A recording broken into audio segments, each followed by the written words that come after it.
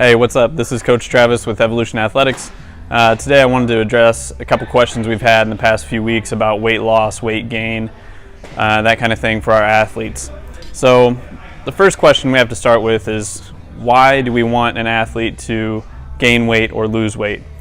We have to actually answer these questions before we can just arbitrarily throw a number out there and say, well, we want this athlete to weigh X or we want this athlete to weigh Y.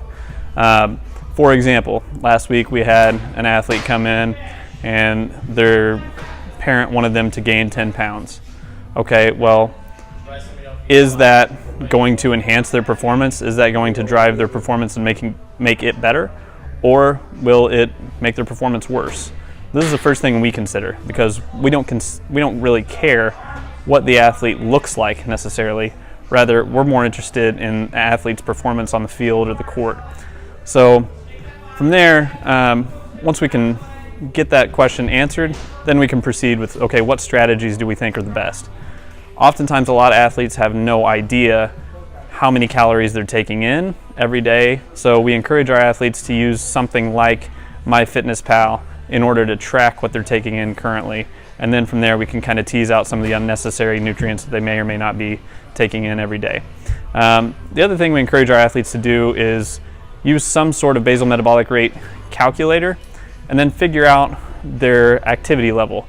They'll have days where their activity level is extremely high, and they will also have days where their activity level is extremely low.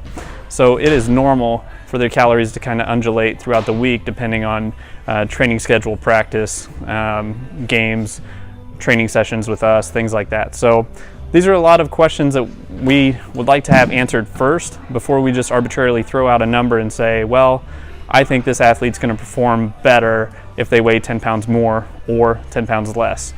The final example I'll provide is we had a pitcher last week come up to us and say he's the lightest he's ever been, but he's the strongest he's ever been. So that's like music to my ears, because that tells me he's more powerful. He can move the ball faster and he can go out and perform. And he's doing a great job performing. So at this point, we're really not going to change too much with him. So anyway, just wanted to throw a couple of examples out there. Also get you guys thinking a little bit before you just arbitrarily decide, well, I want to do this. Consider your why behind what you're going to do. I hope this helps. If you guys have any questions, please comment below or email us at coach@evolutionathletics.net. All right, thanks a lot. Have a good day.